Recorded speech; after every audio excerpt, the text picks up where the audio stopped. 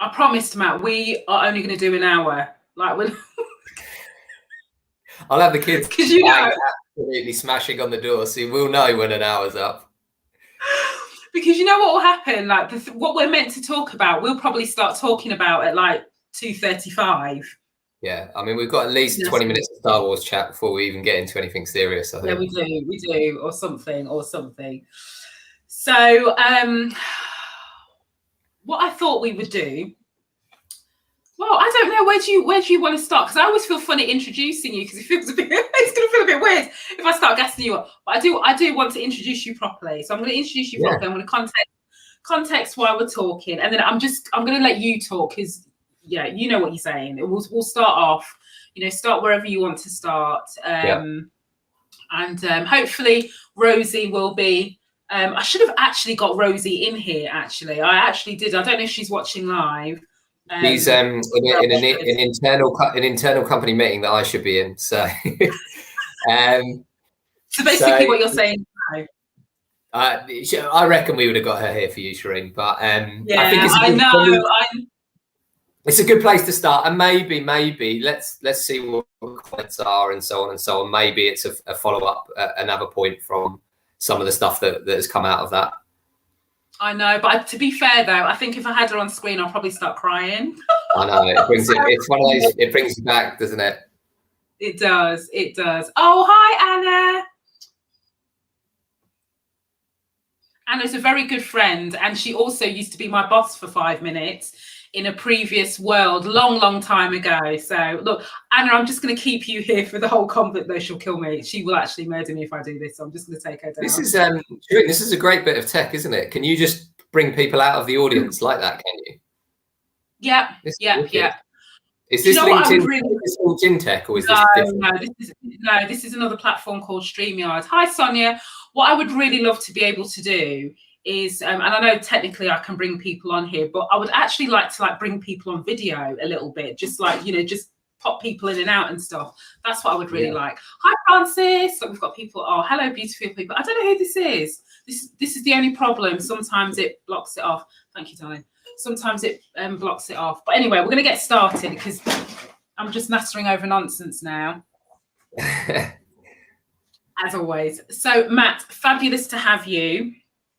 Now, this is, I promised I wasn't going to get too emotional with this. So I have, can I just say this? Look how out of order Anna is.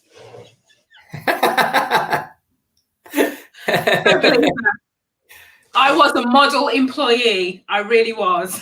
You should put that on your profile, Shireen, as a quote, as a reference quote. Oh, listen, I love Anna to pieces. I'm so pleased she's here. So our story, I guess, so we connected. We're not going to bore people with the details of that. There is actually a podcast of yours when I was a guest on, I think in the March last year, wasn't it? Was it March? Before February, March time on Happiness and Humans. Yes. So people can hear our backstory in that podcast. Maybe after we'll drop a link in because I don't know where it is. People will be able to find it because all my podcasts are 20 minutes, apart from the one that we did, which was an hour and 20 minutes. It was a record, wasn't it? It was a record. Yeah. So we did that and we've stayed connected. And then when I did what I now call my day one video, so I think I did that because I was doing the newsletter. Can you remember when I did my little HR newsletter? It feels like ages ago, doesn't it? But when I was doing my little HR newsletter and I hijacked that particular one on the Sunday, 31st of May, and basically said, I know I'm meant to be talking about HR bullshit, but actually I've got to talk about this kind of George Floyd, this Amy Cooper thing. And I recorded the video and I put the link in the newsletter. So off it went to about 300 people.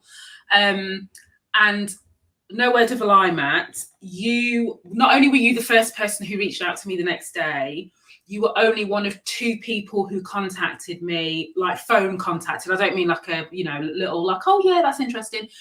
2 people contacted me that week. The second person who contacted me was basically to ask if I was sure this wasn't just what was the word? I wasn't just reacting to what was happening in the States and it's not just how I saw the world, you know what I mean? So basically trying to invalidate and gaslight. So And you and I spoke. When did we? I don't know if we spoke once or twice, but yeah, you just called me, and we'll get into it, into kind of starting your journey from there. But I just want to say to you, Matt, thank you so much for doing that, because like I was a hot mess. I was a, you know, you can ask my partner. I was a hot mess, you know, that particular day when I shared it on LinkedIn, because I just thought, this is it now. I've got like no career. Nobody's going to want to work with me. Nobody's going to want to associate with the Black woman who's talking about racism. And I'm just going to get cancelled in every possible sense. It was like my biggest fear that I've had for the last 17 years came to life. So I was like, you know, trying to be bright and breezy, but equally like, you know, I was like, I told my partner he's going to have to find a second job because this is it. But there you were calling me, and you didn't kind of call to do the whole, I'm just checking. You were just like, you know, well, I'll let you take people and we can start from there and then get into kind of what you've been doing with Happiness Index and tell people what you do at Happiness Index and who you are. So I'll shut up now. So this is my gassing up and Hamlet's soliloquy finished. Well, let's keep a conversation on those, Shireen, because I don't know, who knows why I called you, but I think everyone has certain values, don't they? And I was just like, one of my things that we talk about from a neuroscience perspective is there's no such thing as being too emotional. Like from a neuroscience perspective, it's like saying that you love your children too much. It's a thing that doesn't exist, but it's a label that we apply. So that's probably why I was calling, because I felt like you were doing exactly the right thing. Because if HR is not about looking out for people, then what the friggin' hell is it anyway? So even like how you tell the story, it's like you were like, oh, screw this HR, there's HRBS stuff. I'm going to talk about what was happening in America. That is what HR is supposed to be about, isn't it? Forget the people always want to rebrand what HR stands for, but the first word is human, isn't it? So yeah, you can't, it's a myth, isn't it, that you have work, life, home, life and all this kind of stuff. So it would be weird if there'd be a problem if these events were happening in America and it didn't impact all of us. And Rosey, who we haven't mentioned, which is obviously one of the beginning stories, it was personally, and I think there's something in this particular story. She's from the town where George Floyd was murdered, and then riots and stuff like that. So that attached her to the story, and I think I wrote a post recently on people like Shireen, Soapy, John Amici, that are basically telling stories at the moment, and I think that is the most important thing that everyone can do, because people connect in at different times and different associations. But if you tell enough stories, we have enough in common than what makes us different. And the second bit, the bit that actually was more thing for me beyond George Floyd was when there was a father killed by the police, like 2 or 3 weeks after. I don't know if you remember that story. And I think John Amici has done an amazing job at getting people to understand what white privilege is. And that's why I said, and what is not racist versus anti-racist, not racist versus anti-racist as well. He did a great job with explaining that for people as well. Yeah, and I think it makes you, listening to all this stuff helps the rest of everyone else understand it, so then you can start connecting up. And we'll get to the data stuff later, but I connected into that bit because that guy was a father. And he did what I would have done, which is he ignored the police. But because he was black, he was shot. Whereas if it had been me, I wouldn't have been shot, most likely. And that's where you sort of, it's when you get, so it's not the black or white thing about me and that other guy, it's that I connect with him as a father. And that's where I think all these, we'll talk about data in a bit, but it's the stories that make data powerful, isn't it? And that it was like Rosey was the connector point between me and you because of I think Minnesota, and so on and so on. But you keep reconnecting in it, and that's why the work that people like yourself are doing is so important. Because I did, Kevin Maffane, who helped Shireen and I build a product, who's my cousin, he's a black guy, and he's I've now, more people talk about this now than they ever did. So I don't know if I've told you this before, but one of the things that Soapy talks about is that you've got to do your own learning, haven't you? So I don't know if I've ever told you this, but and this is why I wanted to come on as a white guy. I estimate that the first time I met a black person was between the ages of 16 and 18 years old. First time met. And I had to phone one of my friends to verify if my memory. And that was pre-season training for a football team. And it was sport that opened up my world in different ways to meet different people from different backgrounds. And that's what I just wanted to just bring onto the power of story and all these things like connector points like sport. Sport gets panned a lot, doesn't it? But if you look at like Marcus Rashford and how he's used that platform and what he's done with school children and stuff like that, is so powerful, isn't it? So that's the starting point, I suppose, Shireen, isn't it? That's how we sort of got into it. But I think the biggest thing that I took from your video, which we took our vision, freedom to be human, and changed it to freedom to breathe, because of obviously the George Floyd incident. But the thing that, and again, I feel like I want to come on here to talk to other white people that were having the same challenges I had, which is I didn't speak about this stuff. And even coming on here, I was nervous about coming on. Exactly how you said you were nervous about sending your email. I'm nervous about coming on and just sounding like a complete plonker on here and saying all the wrong things. Silly. Silly. But it's natural, isn't it? And it's the thing that I took from that first video, and I watched it back again with my children a couple of days ago. And it's a hard watch, isn't it? Have you watched it recently? No. So there's two videos tough. I don't watch really. It's my first video. And it's the interview that Rosey and I did, because I can't watch it without crying. Do you know what I mean?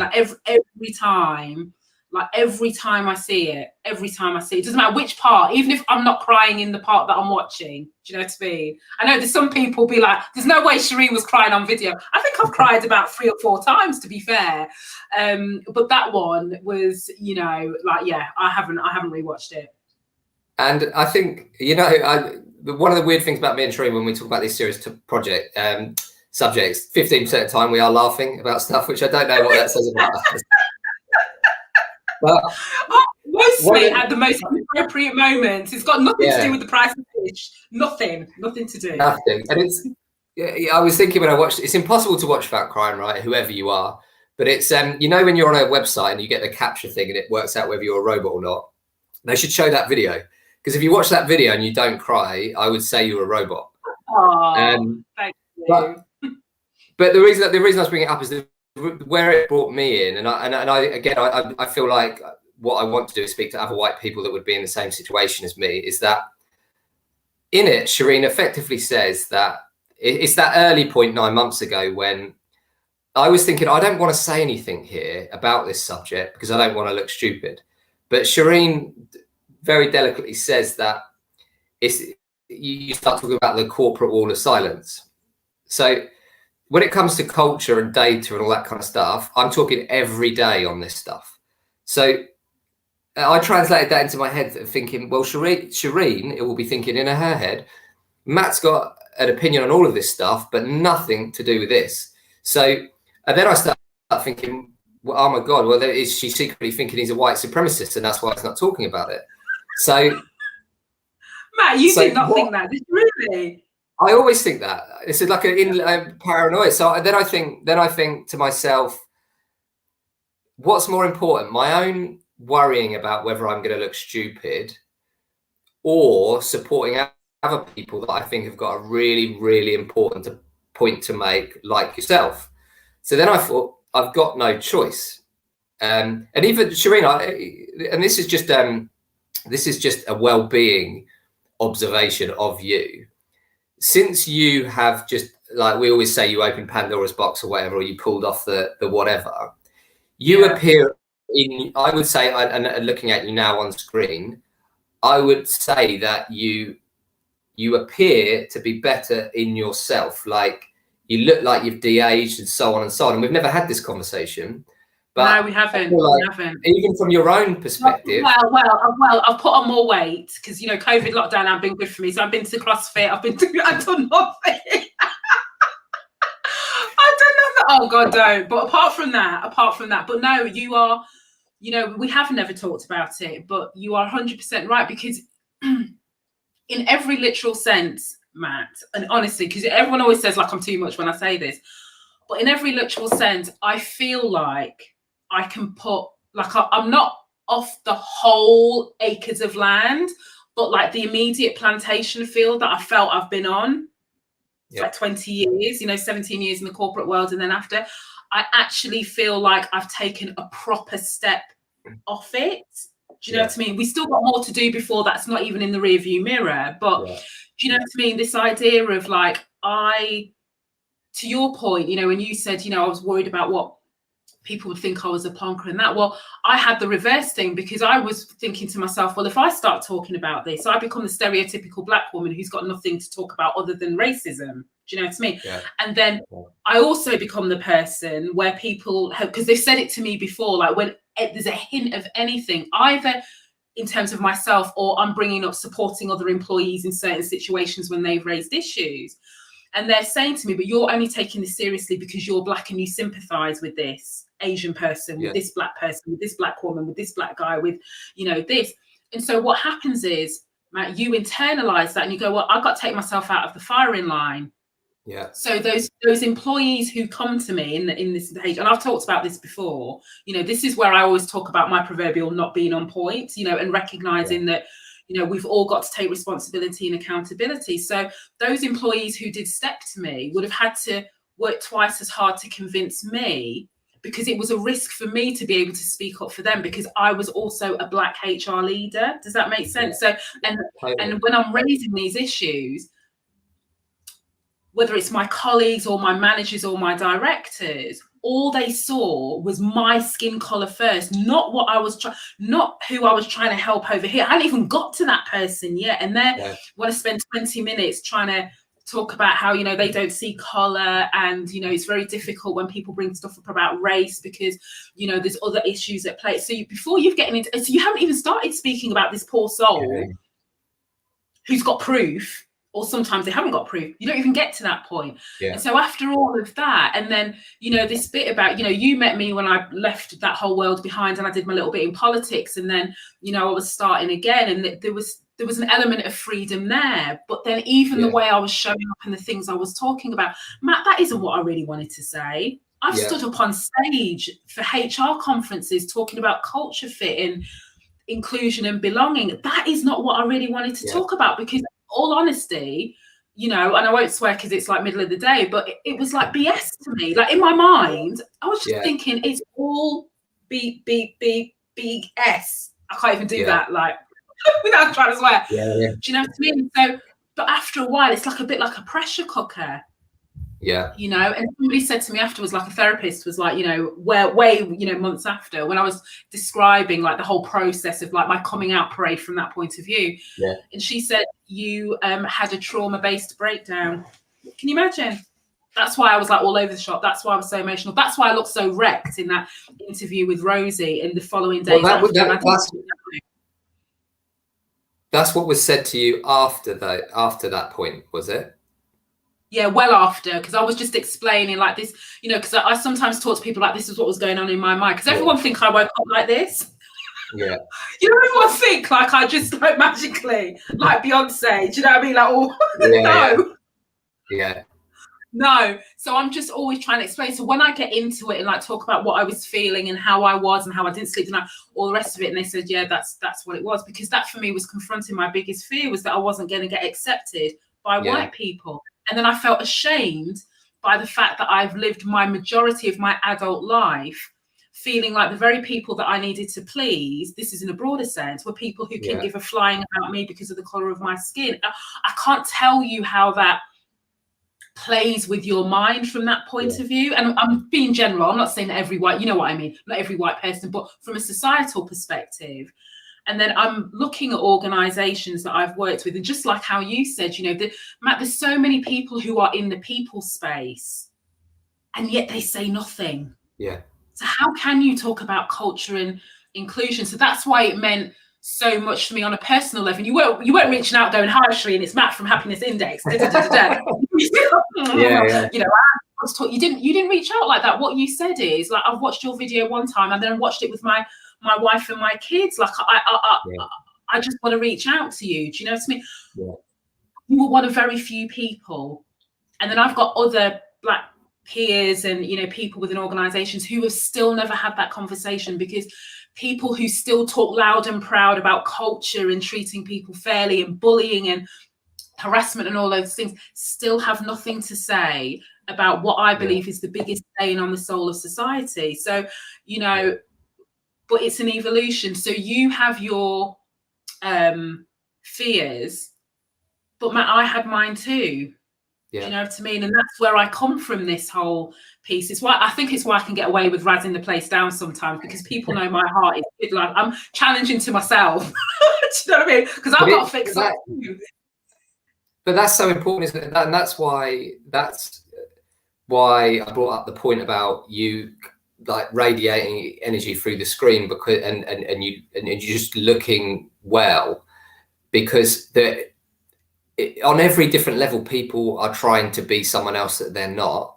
And my personal perspective is that when it comes to skin color, what we talked about, that's like the most extreme version of it. And I think that's why John Michi's quote on white privilege, I'll just read it out, because I'm sure everyone hasn't, I'm sure everyone won't have had it, but I'll just read it out, which is, this is just the massive point that it should just be everywhere. It should be written in like in every school book, which is, having white privilege doesn't make your life easy.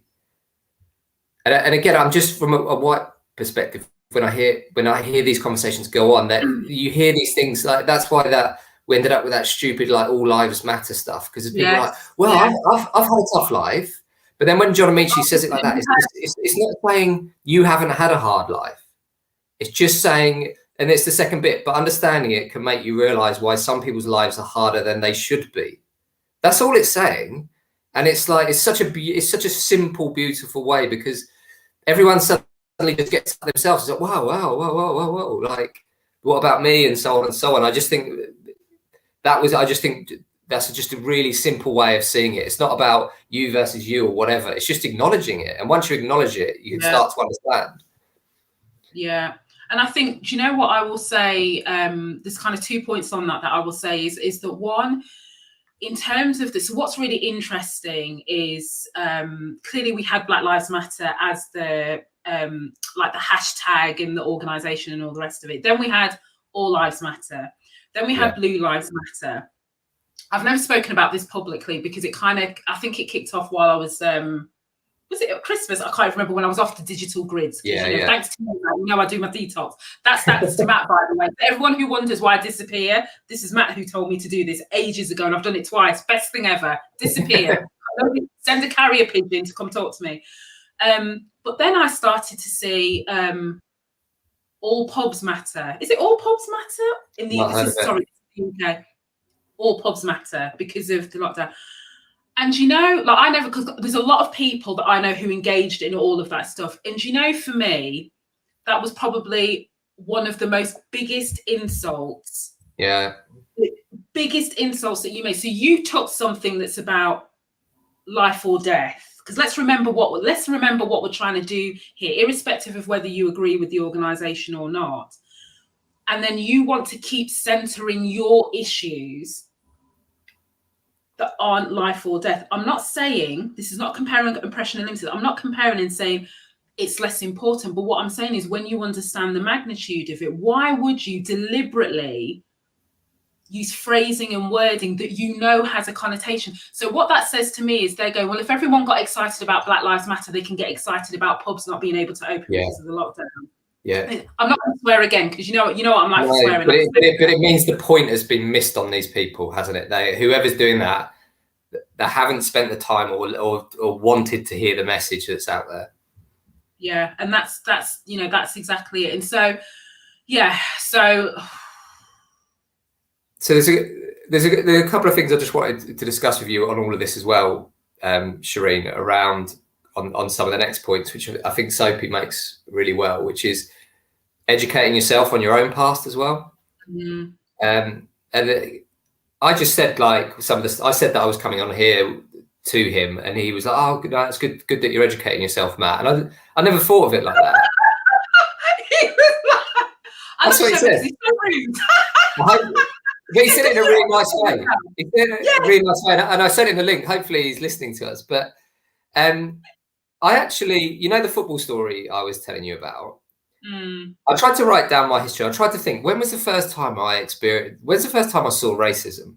And 2 weeks ago, when we planned this, the first time I thought I saw racism was in South Africa, where I was in a bar and a white guy knocked into me, and somehow there was a black waitress, and the drink ended up on me and her.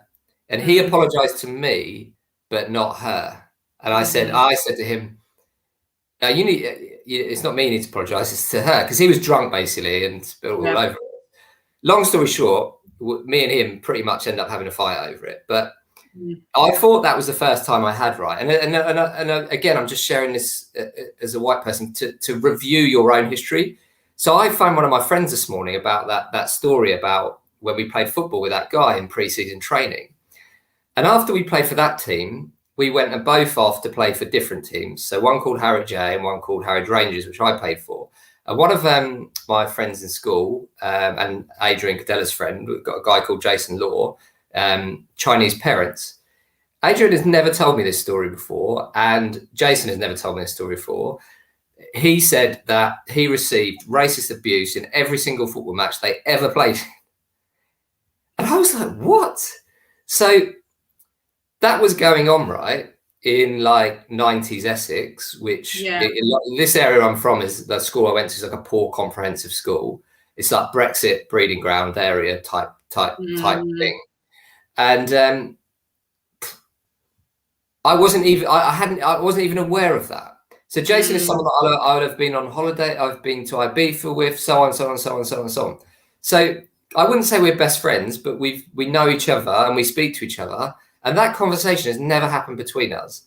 A third party, as in someone that we both know through football, has told me. And like Adrian was saying this morning, we haven't spoken for years, but I just called him and he said no one ever said anything. No manager, no one including himself. He was being honest. No one said anything. No opposition, no managers, no referees, no anything. Just gone. And it was never really. So I would encourage everyone, again, one of the reasons I said I want to come on is also speak as a white person, is that review your own history as well, and phone some of your mates and ask yourself a few questions about, we do this thing in neuroscience, which I'll do it on you now, Shireen. It would have been better to do it on you 2 years ago, but I did it with my entire team, and it's a question that I would ask everyone to think about that's listening, which is the story you are telling about yourself, dramatic pause, more important than the truth? So go on, say that again. Is the story you're telling about yourself more important than the truth? And you leave people with that question. And so I'll give you an example. I've always told myself the story that I'm a rubbish swimmer. I hate swimming. Right. No, sorry. I've always told people I hate swimming. When I went through and analysed all the things that I tell myself, like some people might say, oh, I'm not a good public speaker, or someone says, oh, I'm not a runner, I don't like this, that, the other. These are all the stories that you tell yourself. But somewhere there's a truth that you might not be answering. So what I was good at and what I wasn't good at school, I was a good runner, but I was a terrible swimmer. So I went from winning running races to being last in swimming races. So the truth that I was telling myself is I didn't like swimming. Sorry, right. The story I was telling myself is I didn't like swimming. The truth is, I didn't like my weakness. That's the truth about it. I loved swimming. But I told myself for 20 years that I hated swimming. So I think we all do. I think we all tell ourselves stories that may not be the truth. And sometimes I think reconnecting with some people in your past, maybe even relationships, good, bad relationships you've been in, ask people how they saw you. And it takes introspection to do it. But that's going back to Sophie's point. Oh, I see you've educated yourself. That's what I see it as, is all educating on our own histories. So that's all the point I wanted to make on that. How important it is, I think, like you say, people say they don't see black, they don't see white, or whatever. Is that a story? Is that a story you're telling yourself, or is that the truth? Right. And I think, you know what, the point that you make about the introspection piece is so, honestly, it is so crucially important. And I would say this across the board anyway, but I think particularly, and you know this because you deal in happiness, do you know what I mean? And people, you know, being fulfilled and just generally being happy and all the positivity that comes from that. And I'll let you talk about actually what you do and where you are in the world and the rest of it to context that. But this society, this world that we're inhabiting now has a lot of man-made problems. They're the biggest problems that we have to solve have not been as nature intended. It's because we as human beings can't take care of certain things, whether it's climate change, environment, whether it's, you know, racism, all these things. And gone are those command and control style leadership approaches where, you know, do as I say, not as I do, because we can see every single day that the veil is being lifted on some of the corporate cultures of any size. I'm not just going after the big ones. I'm talking about anybody. And it's not about perfection, but what it is about is authenticity. And I think we're moving into this thing about, we don't want slick, we don't want sexy, we don't want surface, we don't want anything that doesn't have substance. We would rather see the inside of Shireen's kitchen with her air fryer lid that never seems to be closed. You know, but you remember back in the days when I did my 720 pixelated videos, you know what I mean? Nobody cared. Nobody cared. And my hair wasn't done and I was in my gym gear and, you know, Nobody cared, because it's the authentic, because it's real. Like sometimes I'm here, sometimes I'm not, you know. And it's the same for leadership. And it's the same for anyone that has the responsibility to look after somebody else. Like people just want to see realness. And I think to your point, the facade that's being held up to excuse not talking about this is absolutely about the truth that you're telling yourself. But it's almost a bit like it's like this. Yeah. But let me carry on talking about remote working and, you know, like, you know, whatever it is the thing. Look, I'm so out of it now. I don't even know what's hot or not in the in the non-anti-racism terms, right? But you know all the usual stuff that we used to talk about. AI is coming to take all over the jobs. What's going on with people analytics? What all the traditional HR stuff. So everybody's got something to say about that, and they want to show how expert. And I also think, Matt, there are some people who are over-indexing on that type of conversation to say, you are safe to engage with me because I am not talking about racism and I am not talking about this black. So I'm not going to talk about anything contentious. Let me show you how uncontentious I am. Yeah. By the normality of what I'm talking about. So and you can see it. You can see it and you can hear it in the conversations. Yeah. And where there is that disconnect is, as you said, from a HR people leadership culture perspective. How do we exist as a profession, all of us who kind of sit in or on the periphery, if we're not addressing something that is fundamentally inhumane? Yeah.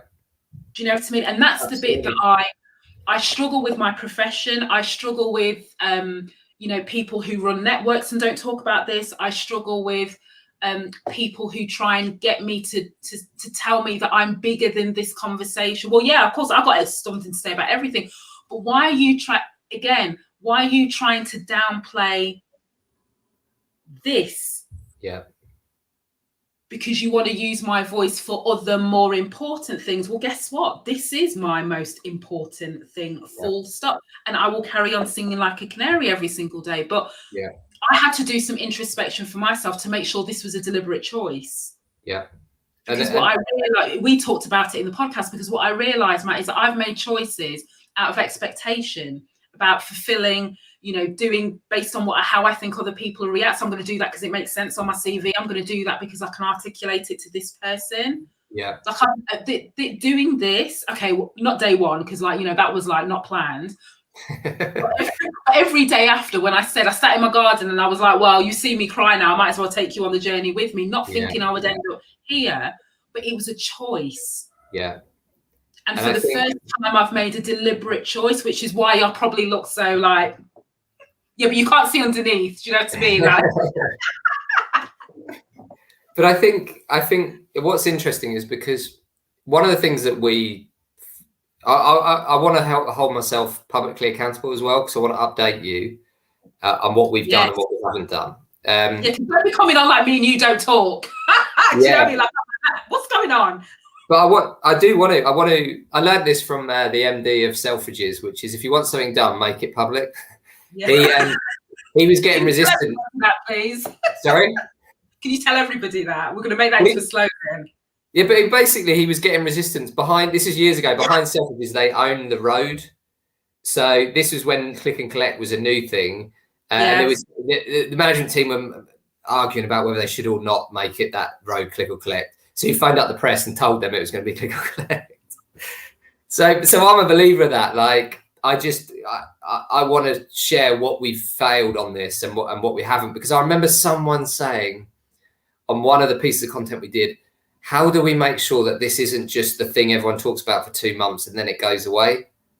So for me, that's that I've lodged that in my head, and I can't stop everyone else, whether people move on or don't or whatever and all that kind of stuff. But what I can do is, by making it public in my own company, I can hopefully share ideas with other people that might be struggling with ideas, and also people might think my ideas are shit, or that as a white guy I shouldn't be trying to do this stuff. But I think the one thing that we don't agree on everything, but I think the main thing that we came to when we were working on the project, the technology around some of this stuff, was the core basis of all this is equality. And that for me, that has to come in deep in some ways someone's values, doesn't it? For me, if I see unfairness or bullying, that's my trigger. I'm like, that's the thing that I can't handle. And this is an extreme of all of that put into one.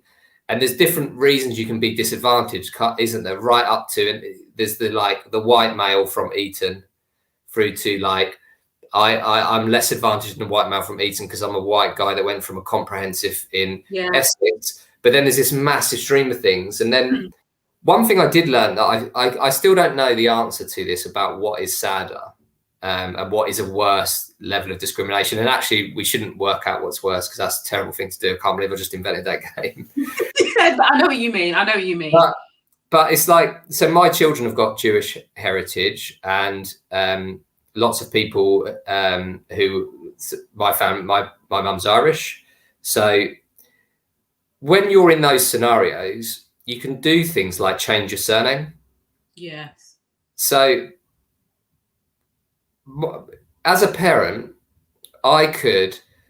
there's two elements of their history. So there's lots of Irish people, and this is just on a low level, they drop the O from their name. So Phelan, lots of people don't realise it's an Irish name. And discrimination against Irish people just totally disappeared since Dara O'Brien says there was an email must have gone around in 1998 saying no more Irish jokes, because it was Irish jokes forever. And then it was no, this is bad. And it's the same with people with Jewish heritage, that you can actually make a decision to delete your history. And by adopting, for example, if you had a son, you could call the son Dave Smith. And then they're assimilated into the culture and so on and so on. But when we were talking about all this stuff, that's what I realized, is that many people do that all the time. They assimilate in and delete their history, whether it be Jewish background, Irish, whatever. But if it's your skin color, you cannot change that. So, and I actually don't know which one's worse. Which one is you've assimilated in and you could be incredible Jewish heritage that you don't even know about. or the fact that you have is something like skin color that people are aware of. I think both are horrific, really. But do you know, yeah, I think, do you know, it's really interesting when you say that, because I remember when I watched do you know, sometimes you know what, I do have to cuss myself sometimes, do you know what I mean? Because I wonder what planet I've been on up until but you know, when you just have these moments when I'm just like, because you know, I don't always spend my time cussing everybody else, I cuss myself as well. I do think, what have I not read? So I remember when I watched the documentary Hidden Colours. It's fabulous. You'll actually enjoy it, Matt, because you know, I like you a little bit historian like that. I'm not a historian person like that, but I did. And it just highlighted some of the Black history, or the ancient Black history, that didn't start with slavery. And I promise you, 2020, like I don't even lie about this. Like, I don't care if people like copy paste Nasreen said. I never knew that Black people had history before slavery. Yeah. Never. So I remember, because when I recorded the video, I was actually quite emotional. But it was this thing, and I remember it's like talking about, I was like pausing every 2 minutes. Oh my God. Yeah. And I used to, like, I'm obsessed with the Egyptian history, Egyptology, that's me. And then when you start to hear these stories about how they used to, and I don't know if you know this, because I didn't even know this, but basically when they used to go into the pyramids, and you know, when they've got hieroglyphs and all that stuff on the walls, what they used to do is they used to try and wash the walls with like some stuff to make it look like the people were lighter than they are, to match the history that they wanted to say, you know, that, you know, Egyptians weren't, for, even though Egypt is in Africa. I mean, I know it's ridiculous. Yeah.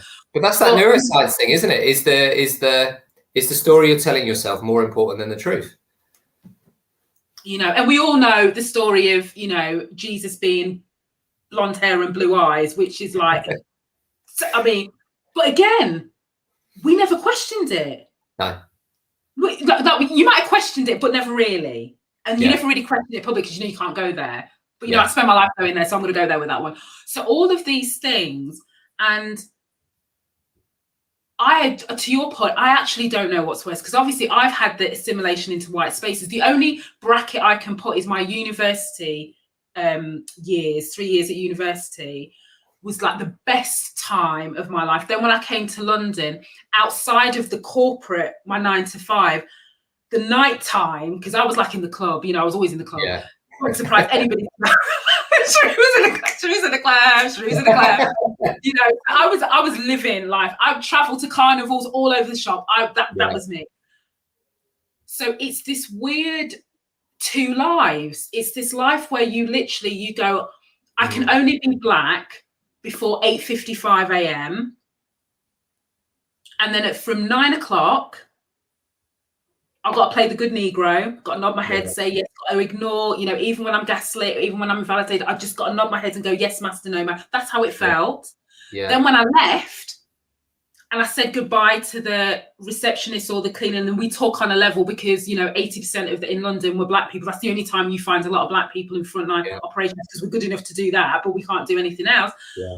And then we're already like, so it's starting to slip a little piece as I'm heading out the door. And then when I'm out the door, Matt, and I'm seeing, you know, we're in London, right? So we can see all the multiculturalism of London. That's when I take a deep breath and go, oh, God, I can be myself.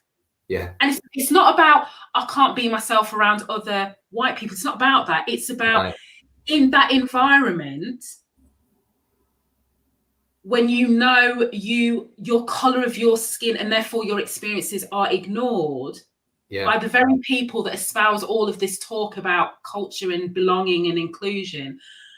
And I don't know if anybody else has felt like this, but I remember sitting, you know, at my desk in the auditorium, in the conferences, hearing all of this stuff.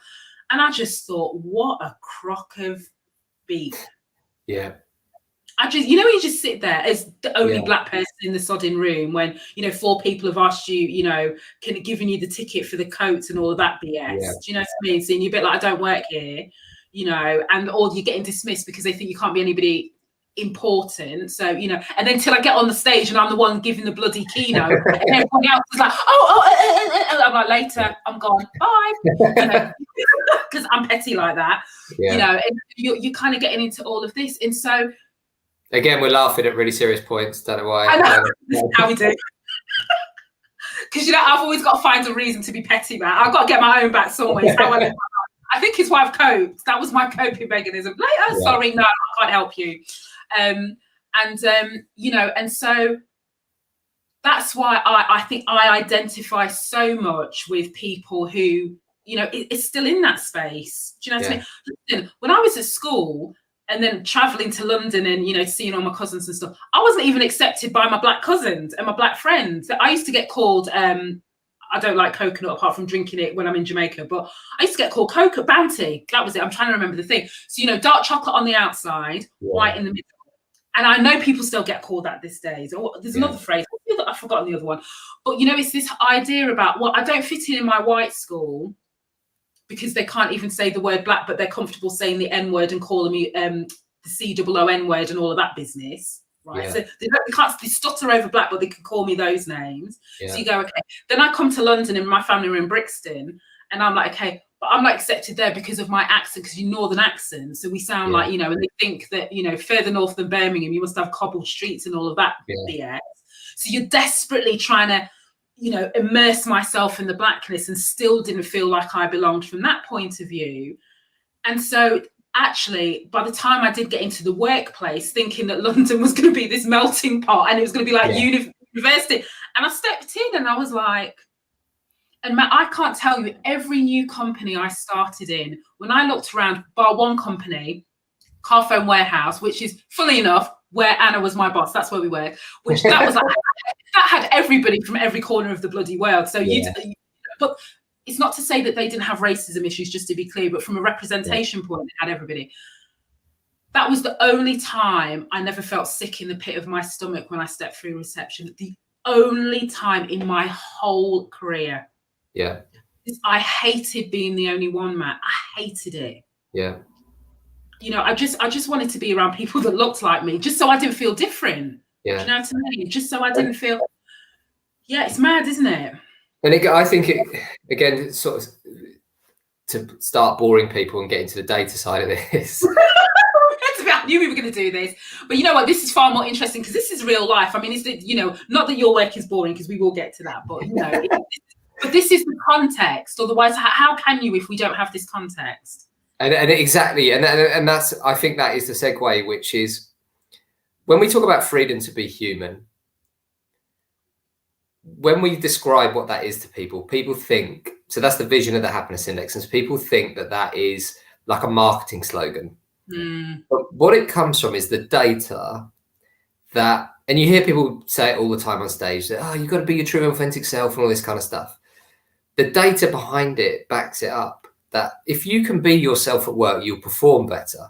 So when I hear your story about who you were in the nightclub and who you were at work, it's that spectrum again of everyone. There's that social norm in business that in the original days was like the elite white Eton person, and then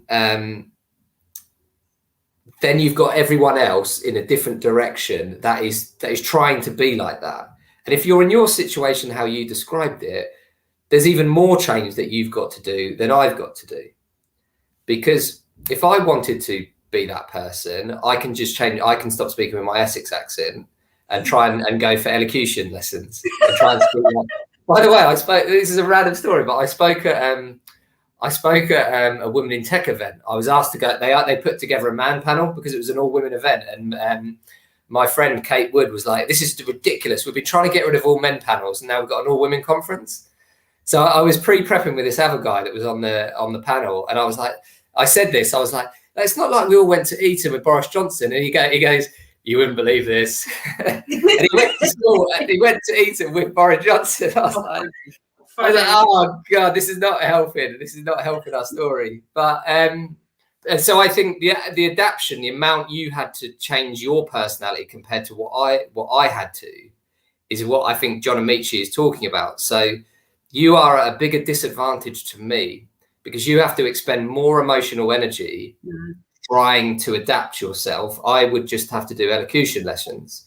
So I think it is no surprise that to me, when you say that, like when you got out of there, like, and how we talked about your own well-being and letting all of it out, is because I remember Clive Hyland, my coach, who you know, Shireen, saying that if you said there's a 10 out of 10 performance level and you pick someone that you aspired to, let's pick John Amici because we mentioned him.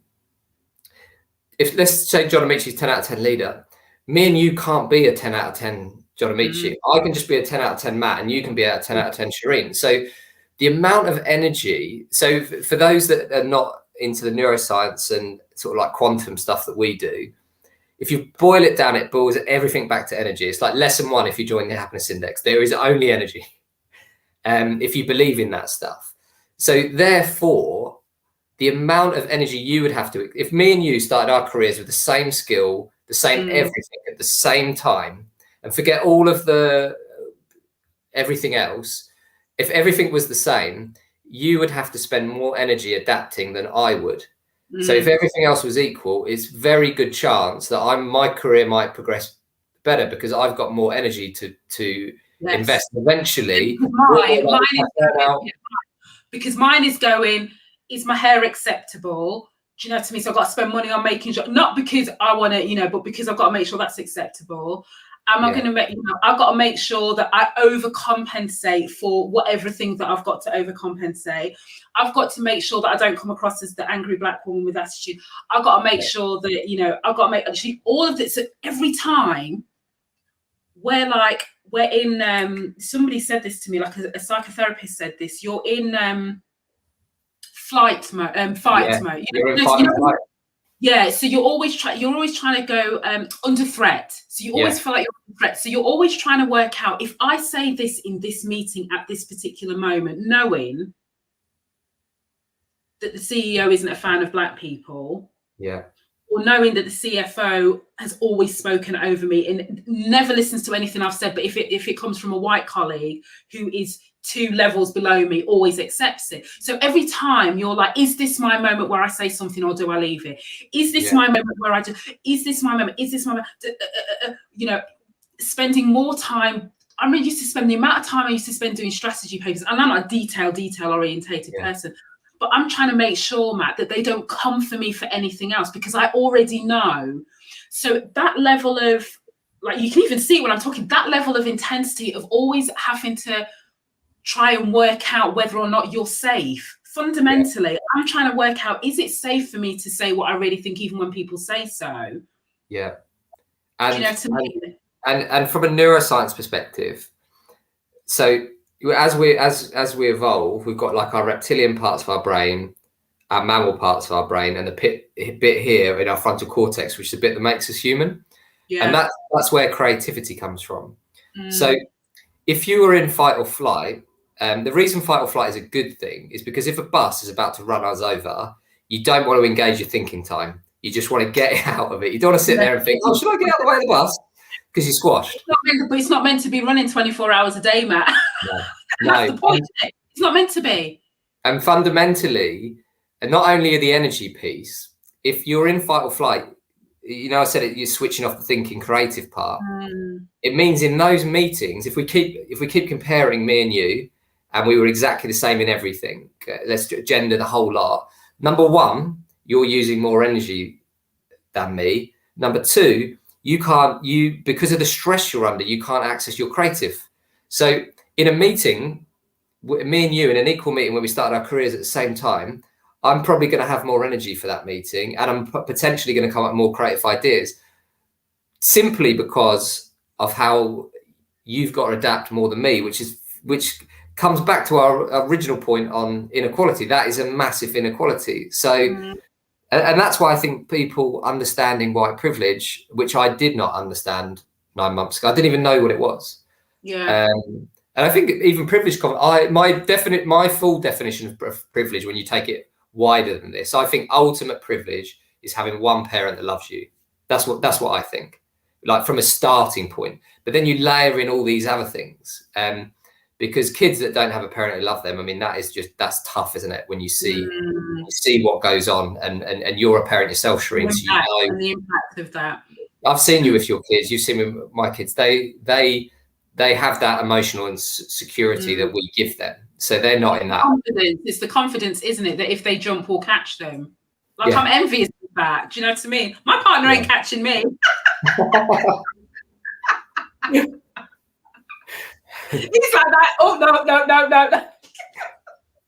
So I want to share a couple of data points from some studies that I think are really useful. Before you share the data points, Matt, can you just tell everybody what is happiness index? Where are you? Because this is really important before we get into that. That will context why you know so much about this. So just so you know, I don't know anything. That's why I always make that assumption. And I just always go into everything into an inquisitive mind. And this is where the two stories meet, I think, which is, not only is that HR world broken that you're talking about, what that is reinforced by is a model called employee engagement. Now, employee engagement, most models. So I managed to track down the person who coined employee engagement. Managed to find him. Actually, a real person. He's called Bill Kahn. You got a lot to answer for, my friend. Well, this is interesting. Rubbish surveys. I'm not going to name the platform before I get, sued. But you know what I'm going to say.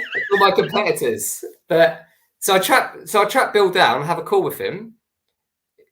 Just so you know, he's the guy who just said it. He never was responsible for what happened. He just lit the fire, and then he believes that big business stole employee engagement.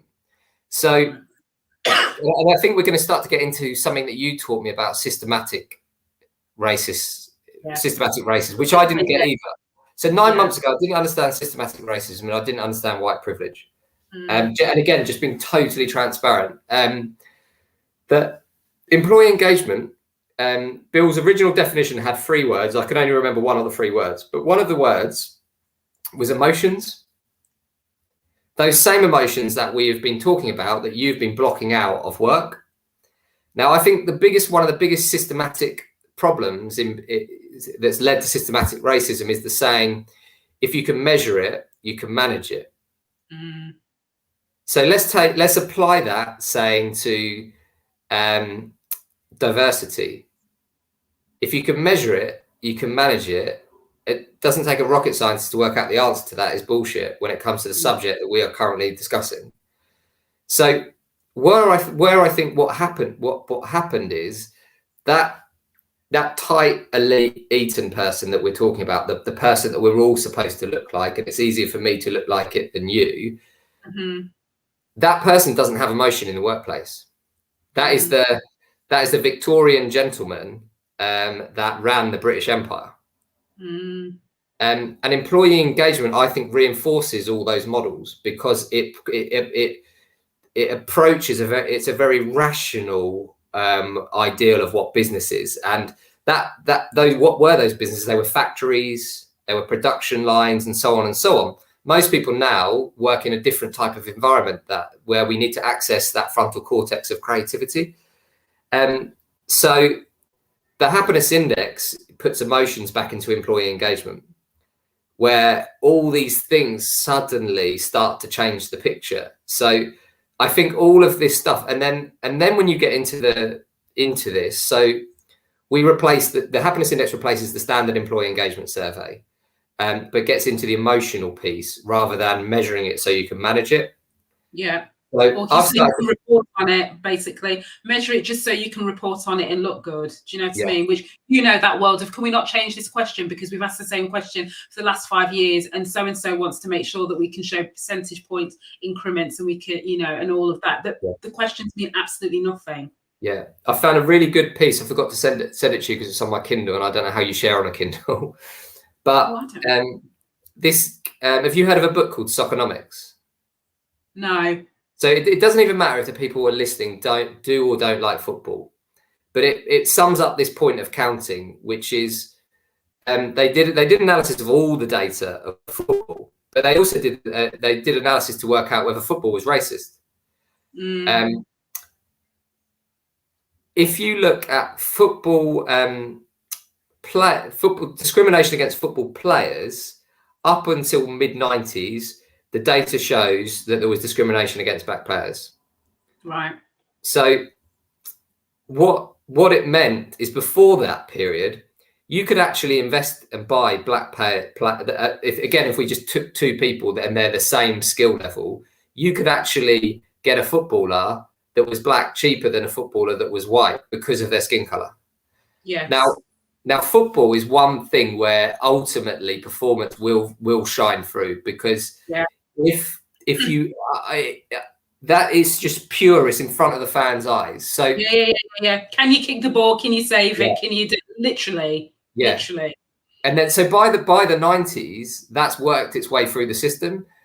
But we're now at a point, and this is where the sort of, I suppose, diversity, belonging stuff comes, which is what all these black players are coming out saying now. People like Marcus Rashford, blah, blah, blah, blah, blah. I still couldn't be myself in the changing room. The same story that you were telling about the work. So the football in the mid-90s achieved a diversity, but it hadn't achieved equality. And the only reason I tell that story is because of people like me. Sometimes I need a football story to understand it. And I know not everyone's a football fan, but when you think of it from that, you're like, okay, I get that. You're just conforming to a stereotype, Matt. Why are you doing yourself like that? I do love football. I do. It's my relaxing place. But it's such a relevant topical point, because then you get to management, and then you look at the managers, and they don't have diversity. So you're seeing and this is where I come back to business, which is, and this is where happiness, equality, diversity, and everything link, which is ultimately, if we just use you as the sample of one stream, because there's only one, thank goodness. because you couldn't be yourself at work because of the structure and the system and the way that you were treated, you were less happy at work, and you were producing work that wouldn't have been as good as if you were happy. Yeah. So ultimately, you can't study employee engagement, diversity, inclusion, well-being, mental health in isolation. They are all linked. So that's where I kind of got to having the conversation with you, which is, and again, this is a controversial point around and this is me just being really open and honest, and I hope it doesn't come across in the wrong way.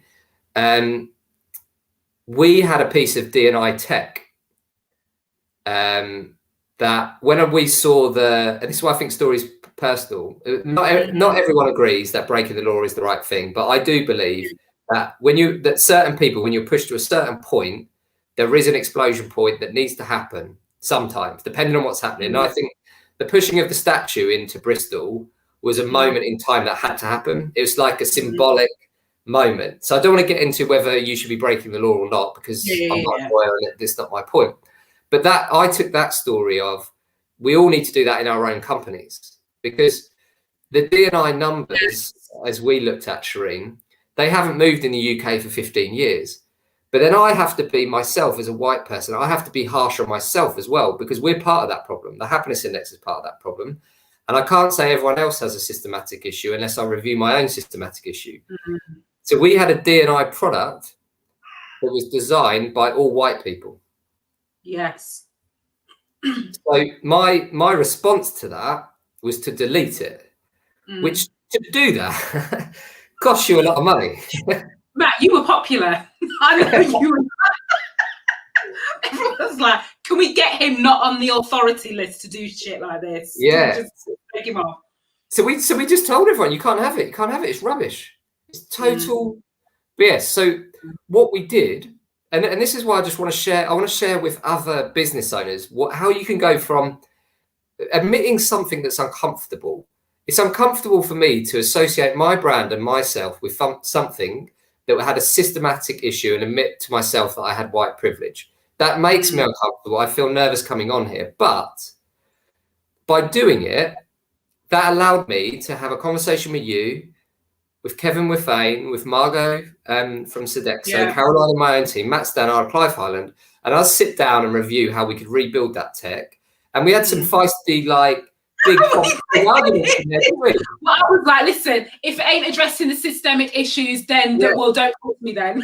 We were all being feisty in those meetings. Clive was. Yes, we were. And this is where it ends up, is that Unilever, one of the biggest companies in the world, are looking to roll that product out. So I could have sat undercover, feeling more comfortable. But like you did, Shireen, and this is probably another white privilege thing, is that I think it's a not working for someone else privilege. That's what I'll say, which is when you don't work for someone else, you don't have to give it an F, whatever people think. It's a decision that I can make. But ultimately, by doing that, we're now working with a client like Unilever. But Unilever, and this is when we get into like B Corps and investments and stuff like that, Unilever would not have entertained that product unless it was built by a diverse team. So all of this stuff is just massively interlinked. So one of the reasons I said I wanted to come on, Shireen, is to make myself publicly accountable, but also encourage other people to be vulnerable and not be scared to have your own like Bristol moment where it's like, you know what, actually I didn't even think of it. And it wasn't even on my radar, but by doing what Sophie said, I educated myself, taking myself through it. I realized what we had built was wrong. And you can either lie to yourself, is the story you're telling about yourself more important than the truth? Or you can get in there and dig it out, and that's the confidence you gave me in the first video by saying it's more important to get out there and have these conversations than it is to look stupid. So I still carry that. The reality is we're human beings. We look stupid for lots of different reasons. Do you know what I mean? So if you're gonna look stupid, make it mean. It's worse than that. Like, look how bad my receding hairline is. Do you know what I mean? So no, yeah, you're I think you're absolutely right. And do you know what, the key, one of the many key points that you've made, Matt, but also this thing about it is within your gift as a leadership team, as a CEO, as an FT, it is within your gift to make changes that you want to make because you do it every single day. So what I don't buy is that it's not in your gift to do something about this. True. But I think, but what I do think, and this is why I wanted to come on this show, Shireen, is that I think the only way that we can get people to realize that is through story. So like we work in countries like India where there is so many different types, they've got the caste system, so on and so on and so on and so on and so on and so on. That we're just talking about the UK here. These inequality issues are happening across the world, across the globe, and the reason that I felt empowered is because of your story. So I think everyone just has to keep telling their stories and embarrass themselves and it's that the experts talk about, don't like the power of what's the power of? It's the power of when you can be vulnerable. Yes, like we've got to encourage more people to come out and admit and it's not about perfection, Matt. I say this all, like I wish like I could have something tattooed here, but only not on top of my Dior backstage foundation. Do you know what I mean? So I need to because this face has got to stay beat. But it's recognizing that, like I said before, like this falseness about who we are, what we have, what we don't have. Fundamentally, it doesn't matter. Listen, look in Kent. Do you know, I'm like, with my 2 kids and my partner, who's still only half now, and not 70% now understands what I do. But all I had is my camera and my, and at the time, a laptop. I didn't have the camera at the time. My phone, cable, and my laptop. That's all I had. I didn't have the brand. I was ignored by a lot of people who I used to work with. Not everybody, a lot of people that I used to work with, because that's life. I'm not taking that personally. I'm just saying that's life. So all I did was start talking. but I also recognize that it's not for everybody to do what I do and to do what you do, which goes back to your point about being 10 out of 10 for Matt and 10 out of 10 for Shireen. Yeah. But I feel this way about anybody, irrespective of skin and color, is our brilliance is the other side of other people's expectations. And the second we can break through that mold about how we're expected to show up, because I promise you, if you're still having that debate, you're not in that space. Yeah. You know, and you're probably, and it's not about living a fulfilled life, like, you know, jumping off yachts and all the rest of it. But I can attest to what having, you know, finding my voice and the freedom that's afforded me in just terms of how it's just for my countenance and everything, what it's done, that makes me think, I bloody should have started singing like a canary 15 years ago, but nobody would have paid attention. Do you know what I mean? Yeah.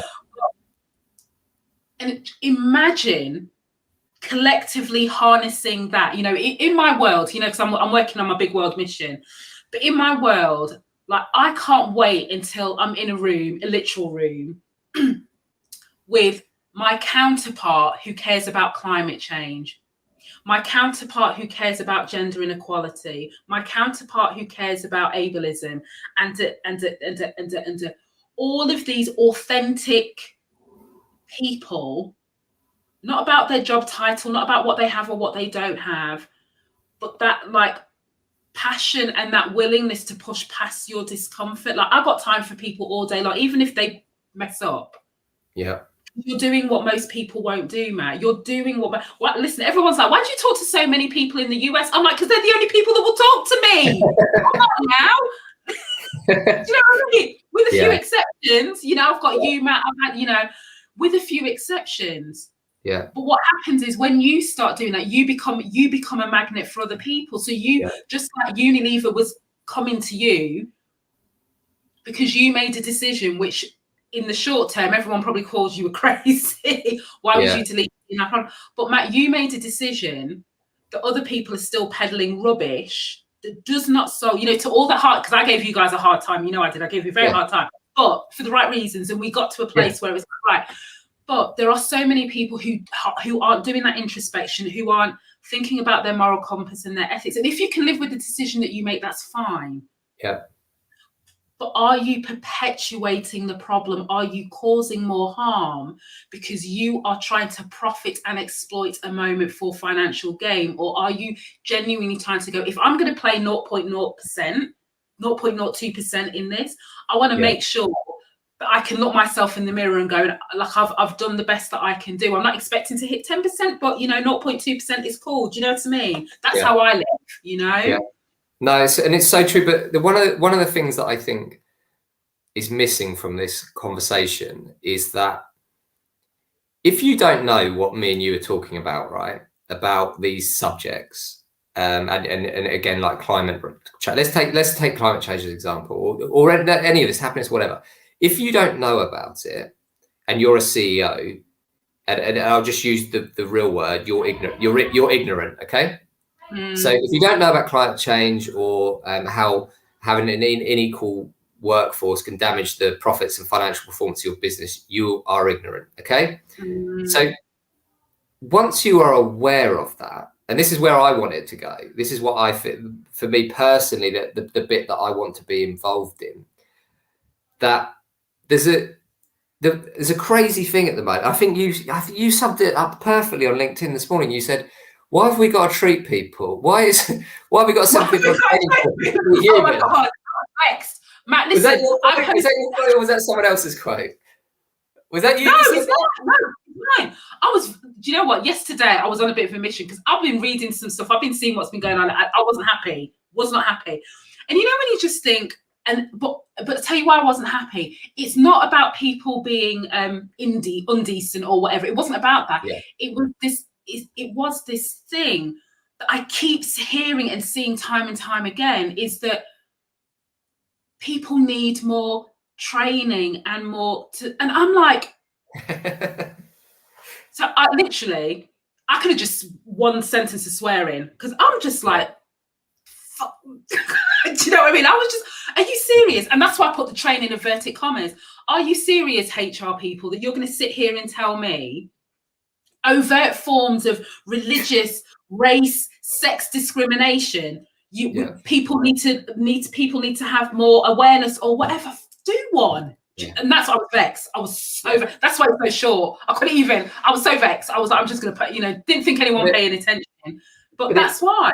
It was such an inspired comment. And the bit that I want to be involved in as a technology guy is, you're right. It shouldn't be an ethical decision. Like I was listening to someone on the radio, a DJ called Max Rushton the other day, and he was sticking up for. There was a woman. I'll bring everything back to blooming football. There's a woman football pundit who said something, and got slated for it, and he stood up for her, and someone said, "Oh my God, you're part of the radical left," and he said, why does things like being nice or sticking up with something make you left or right or whatever? I know. Why does you pointing out the wrongs about racism make you woke? But it's a tactic, Matt. You start to be able to recognize what it is. Yeah, and I think, remember when I phoned you up because I Googled what woke means. I hate that term. You never hear me use it other than to. Do you remember the definition? Because I'm just going to Google it now. Woke definition, because I think it's important for everyone in the world to know the definition of woke. Because go on, go to school. Take us to school, Matt. Definition. I couldn't believe it. Here we go. Oh God, I've got that. I've got the blooming cookie thing in the way.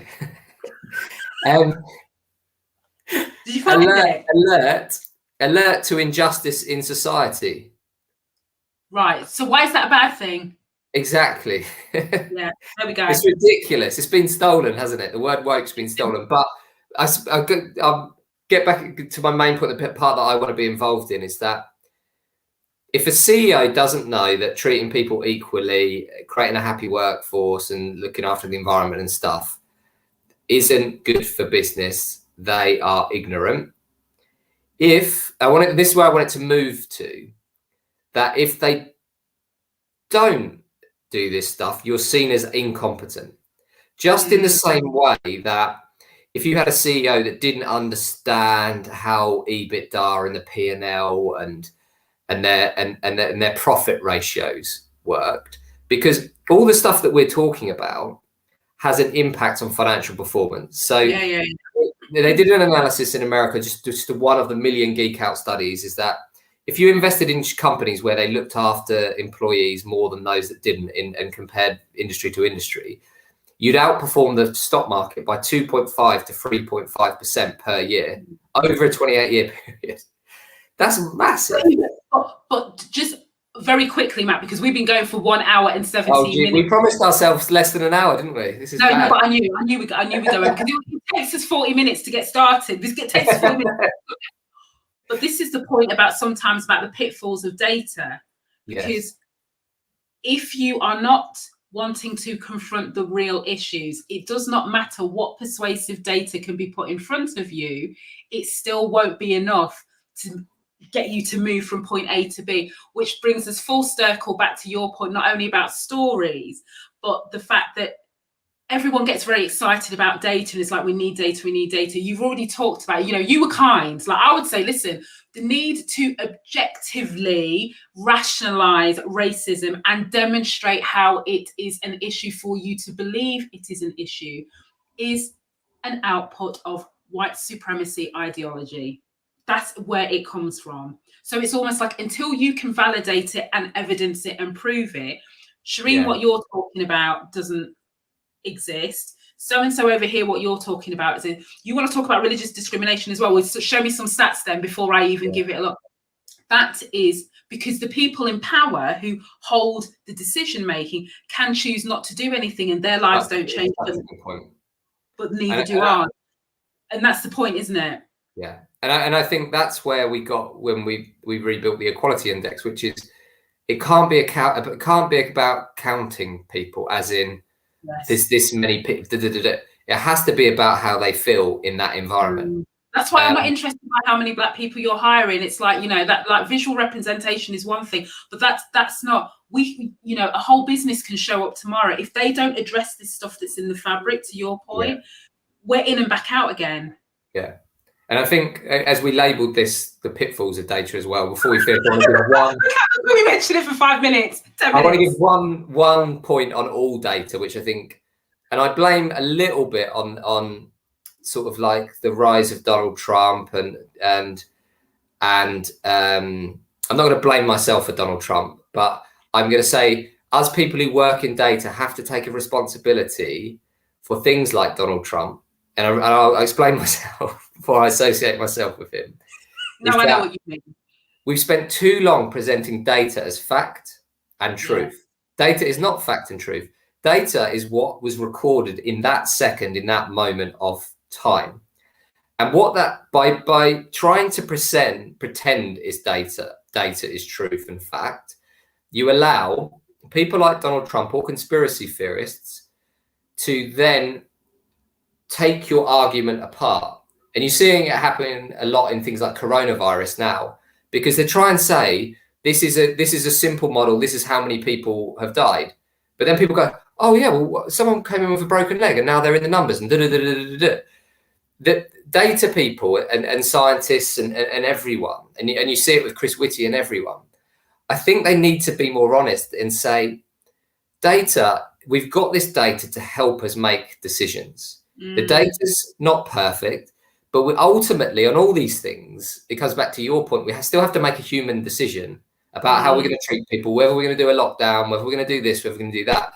And the reason I say data and scientists and people need to take responsibility for it, because as soon as you say something is truth, then if someone finds a little chink in that armor, then all of a sudden conspiracy theory's out.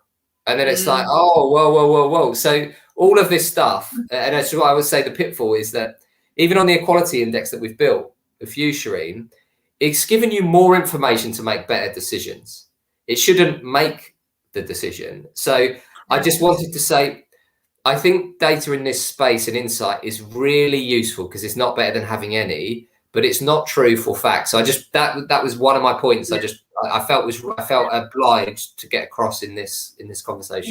You can't use it on its own to either make a decision or, you know, either way, a decision to do nothing or a decision to do on its own, just thinking that it's led you still got to take that, and it's for you to decide. And, you know, I had Mission Driven Finance on last week, David and Lauren, and what David had a really nice way of talking about this to kind of remove the values-based judgment, because I will judge people left, right, and centre for not doing stuff. So I recognise that.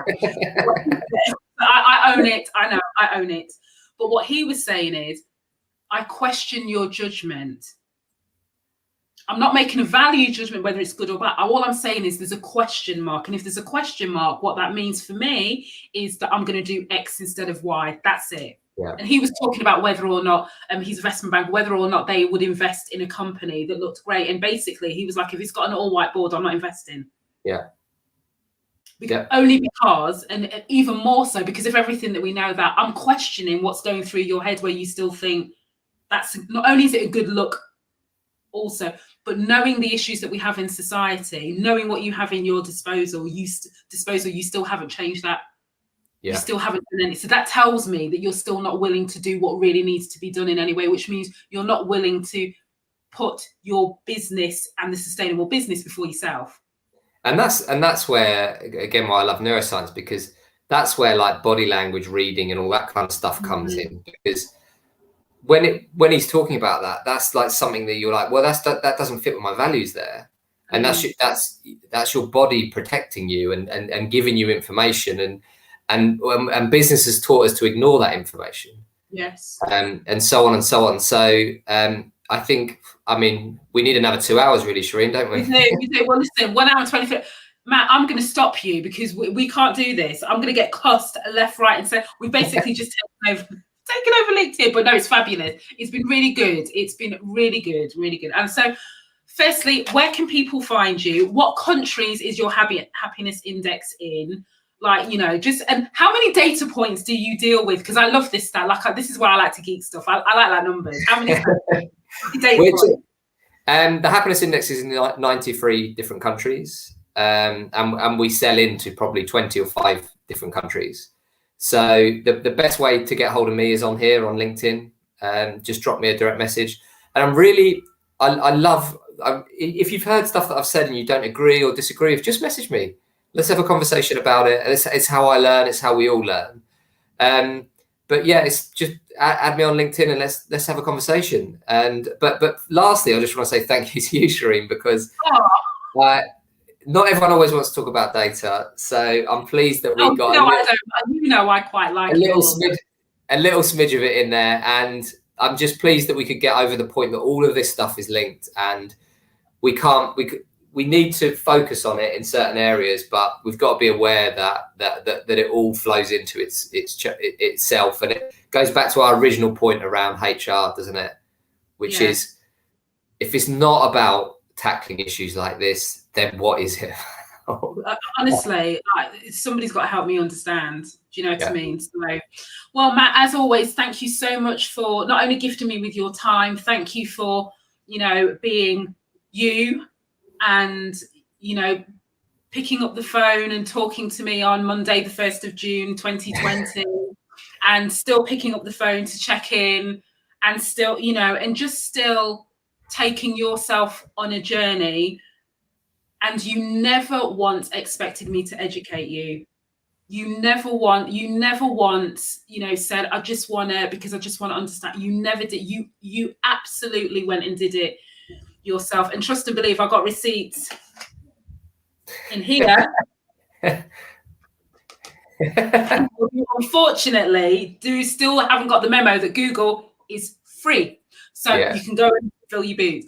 So I just think, you know, we've got to keep iterating. We've got to keep iterating to get to this, but doing nothing I don't believe it's an option. So I'm always gratified when I see people not bothered about perfection, just like, you know, I'm just going to take the splinters out of my bum and I'm going to commit to doing something. And, you know, public accountability, whatever your version of public accountability is, can we ever be a good thing? Because if there's no positive pressure, then, you know, us people that run our own businesses, let's be honest, we do that because we're competitive and we want to win. So I want to beat racism. Do you know what I mean? And individuals that are doing that. So we just apply it in a completely different way. And I think we'll make the headway that we really want to see, you know? Yeah, great work, Shireen. Don't give up. Keep going. It's amazing. It's great to be don't you dare. Like you just keep going. Always. No, it's amazing, Shireen. Thank you. No, you're welcome. And so, as always, we've got like millions of, but you know what I really like when I do these? There's a whole other conversation that happens in the comments. This is what I love. Whole other conversations happening in the comments.